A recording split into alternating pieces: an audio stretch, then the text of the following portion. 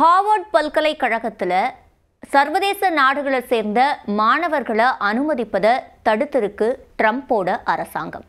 என்ன காரணம்? எதனால் அவங்க ஹார்வர்ட் பல்கலைக்கழகத்தை குறிவைக்கிறாங்க? இந்த மாதிரியான விஷயங்கள் குறித்து இந்த காணொளியில் முழுமையாக பார்க்கலாம்.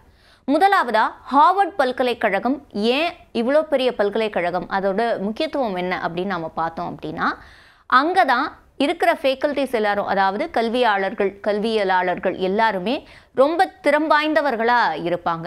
இந்த பல்கலைக்கழகத்தில் உங்களுக்கு அட்மிஷன் கிடைக்கிறது அப்படின்றதே ஒரு பெரிய விஷயம்தான். அதுக்கே நீங்கள் நிறைய நடைமுறைகளை கடந்து போக வேண்டியிருக்கும். அதெல்லாம் தாண்டி அங்கே அட்மிஷன் கிடைக்கிறது அப்படின்றது ஒரு மிகப்பெரிய விஷயமா பார்க்கப்படுது.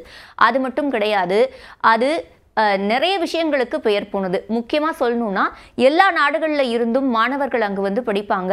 எல்லாருமே பயங்கர திறம்பட உள்ளவங்களாக தான் இருப்பாங்க.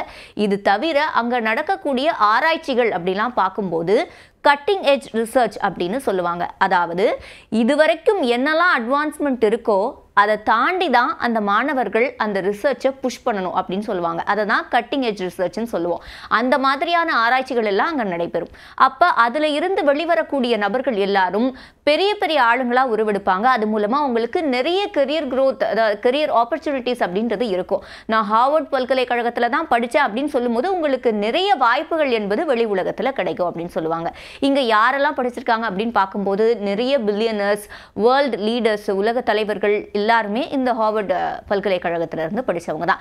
உதாரணத்துக்கு நாம் இங்கே நம்ம நாட்டை எடுத்துக்கிட்டோன்னா, இப்போ நம்ம சுப்பிரமணியன் சுவாமி, ப. சிதம்பரம், அதே மாதிரி கபில் சிபல், இவங்களெல்லாம் உதாரணத்துக்கு சொல்லலாம். இவங்க மட்டும் கிடையாது, ரத்தன் டாடா, ஆனந்த் மஹிந்திரா, இவங்க எல்லாருமே ஹார்வர்ட் பல்கலைக்கழகத்தில் படித்தவங்க தான். அப்போ இதனுடைய சிறப்பு என்ன அப்படின்றத நாம் புரிஞ்சிருக்கோம். சரி, இப்போ ஏன் வந்து ட்ரம்ப் அரசாங்கம் ஹார்வர்ட் பல்கலைக்கழகத்தில் இனி SCVP ப்ரோக்ராம், அதாவது ஸ்டூடெண்ட் எக்ஸ்சேஞ்ச் ப்ரோக்ராம்னு சொல்லுவாங்க, அதை ஏன் நடைமுறைப்படுத்தக்கூடாதுன்னு சொல்கிறாங்க அப்படின்னு பார்த்தோன்னா, ட்ரம்ப் ஆட்சிக்கு வந்ததில் இருந்தே ஒரு விஷயத்தை பண்ணுறாரு. அதாவது என்னன்னா, இஸ்ரேல் ஹமாஸ் போர் நடந்தது இல்லையா, இந்த போர் நடக்கும்போதே இதற்கு எதிர்ப்பு தெரிவித்து நிறைய மாணவர்கள் போராட்டத்தில் எல்லாம் ஈடுபட்டாங்க. அது இந்த ஒரு பல்கலைக்கழகம் மட்டும் கிடையாது, நிறைய பல்கலைக்கழகங்களில் மாணவர்கள் போராட்டத்தில் ஈடுபட்டாங்க. அவங்க காசாவுக்கு ஆதரவாக போராட்டத்தில் ஈடுபட்டாங்க.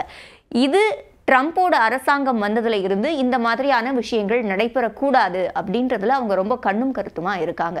இதை ஒரு காரணமாக காட்டி அவங்க சொல்றது, இங்கே ரேசிசம் நடைபெறுது, ஆன்டிசெமிட்டிசம் நடைபெறுது அப்படின்னு சொல்றாங்க. அப்படின்னா ஜூ பீப்புள், இந்த ஜூ பீப்புளை மட்டும் டார்கெட் பண்ணி அவங்க தாக்கப்படுறாங்க, அவங்களுக்கு எதிரான நடவடிக்கைகள் இருக்குது அப்படின்ற ஒரு விஷயத்தை தான் இங்கே அவங்க மேற்கோள் காட்டுறாங்க. இதுக்கு ஹார்வர்ட் பல்கலைக்கழக தரப்பில் என்ன சொல்லப்படுது அப்படின்னா, இப்போ ஹோம்லேண்ட் செக்யூரிட்டி என்ன சொல்லியிருக்காங்கன்றதை நாங்கள் உணர்ந்திருக்கோம். ஆனால் ஹார்வர்ட் பல்கலைக்கழகத்தை பொறுத்த வரைக்கும் இங்கே படிக்கக்கூடிய வெளிநாட்டு மாணவர்கள் மூலமாக தான் பல்கலைக்கழகத்துக்கு நல்ல ரெவென்யூவே கிடைக்கிது. அப்போ அவங்கள ஸ்டாப் பண்ணும்போது அந்த ரெவென்யூ பல்கலைக்கழகத்துக்கு கிடைக்காம போயிடும் அப்படின்ற ஒரு ரீசன் சொல்கிறாங்க. அது மட்டும் கிடையாது, இவங்களாம் இங்கே வந்து படிக்கிறதுனால இங்கே ஒரு பன்முகத்தன்மை உருவாகுது, டைவர்சிட்டி உருவாகுது. இது பல்கலைக்கழகத்தில் நாம் சொல்லிக் கொடுக்கக்கூடிய அந்த கல்விக்கும் பல வகையில் உபயோகரமாக இருந்திருக்கு. அதை நாங்கள் மாற்ற விரும்பலை அப்படின்ற ஒரு ஸ்டேட்மெண்ட்டை அவங்க தரப்புல இருந்து சொல்கிறாங்க. இது தொடர்பான கேசஸும் ஒரு பக்கம் போயிட்டு இருக்கு. ஆனால் இப்போதைக்கு I-20 ஃபார்மை ஹார்வர்ட் யூனிவர்சிட்டினால கொடுக்க முடியாது. இந்த I-20 ஃபார்ம்னா என்ன? இப்போ நான் இங்கேருந்து ஹார்வர்ட் பல்கலைக்கழகத்துக்கு படிக்க போகிறேன் அப்படின்னா, நாங்கள் இவங்களுக்கு அட்மிஷன் கொடுத்துட்டோம் அப்படின்னு சொல்லி பல்கலைக்கழகம் எனக்கு அந்த I-20 ஃபார்மை கொடுக்கும். அப்போ அதை கொடுத்தா தான் எனக்கு விசா அப்ரூவ் பண்ணுவாங்க. அது இருந்தால் தான் எனக்கு அமெரிக்காவில் தங்குறதுக்கான லீகல் ஸ்டேட்டஸ் அப்படின்றது இருக்கும்.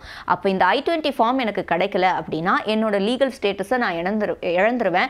அப்போ ஆட்டோமேட்டிக்காக நான் என்னோட நாட்டுக்கு திரும்பி தான் ஆகணும், அங்கே இருக்க முடியாது. அப்போது இப்போ படிக்கக்கூடிய நிறைய ஸ்டூடெண்ட்ஸுக்கு பிரச்சனை எழும்னு சொல்லப்படுது. இப்போ எத்தனை நாடுகளை சேர்ந்த ஸ்டூடெண்ட்ஸ் அங்கே இருக்காங்க அப்படின்னு பார்த்தோம்னா, ஹார்வர்ட் பல்கலைக்கழகத்தோட வெப்சைட் தரவுகள் படி அவங்க சொல்றது 140 நாடுகளை சேர்ந்த மாணவர்களை நாங்கள் எப்பவும் அட்மிட் பண்ணிக்குவோம். இப்போ அந்த வகையில் 6793 பேர் அங்கே இருக்காங்க. இதில் முக்கியமான நாடுகள் அப்படின்னு பார்த்தோம்னா இந்தியா, சீனா, ஜெர்மனி, UK, ஆஸ்திரேலியா, இந்த நாடுகளை சேர்ந்தவங்க தான் அங்கே நிறைய பேர் படிக்கிறாங்க. அப்போ இந்த ஸ்டூடெண்ட்ஸுக்கு என்ன பிரச்சனை எழும் அப்படின்னு பார்க்கும்போது I-20 ஃபார்மை இப்போதைக்கு அவங்களால கொடுக்க முடியாது. அப்போ ஸ்டூடெண்ட்ஸ் இதனால லீகல் ஸ்டேட்டஸை இழக்க வேண்டிய ஒரு சூழல் வரலாம்.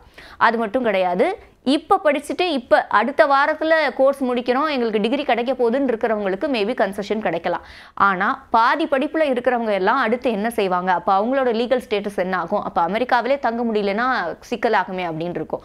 சில பேர் படித்து முடிச்ச உடனே வேலைக்கு போயிடுவாங்க. சில பேர் அங்கேயே ரிசர்ச் கண்டினியூ பண்ணிட்டு ரிசர்ச்சுக்கு அசிஸ்டண்ட்டாக ஒர்க் பண்ணிட்டு அதுக்கப்புறம் வேலைக்கு போகலான்ற ஐடியாவில் இருப்பாங்க. அப்போ அவங்க அந்த I-20 ஃபார்ம் எக்ஸ்டென்ஷனுக்கான I-20 ஃபார்மை பெற்று அதை ஃபில் பண்ணி தான் லீகல் ஸ்டேட்டஸை பெற முடியும். அப்போ அவங்களுக்கு இதுல சிக்கல் எழும். இந்த மாதிரியான பிரச்சனைகள் தான் இருக்கு. இப்போ இந்த ஒரு யூனிவர்சிட்டி மட்டும் டார்கெட் கிடையாது. இவங்களுக்கான ஃபண்டிங்கை நிறுத்தினது, இப்போ அவங்களோட மாணவர் சேர்க்கையை தடுக்கிறதுன்னு இப்போ இது ஹைலைட்டா பார்க்கப்படுது. இது தவிர இன்னும் நிறைய பல்கலைக்கழகத்துல இதே மாதிரியான நடவடிக்கைகளை ட்ரம்ப் அரசாங்கம் மேற்கொண்டு வராங்க. அவங்க பொதுவா சொல்றது ரேசிசம் அப்படின்ற ஒரு காரணம் தான்.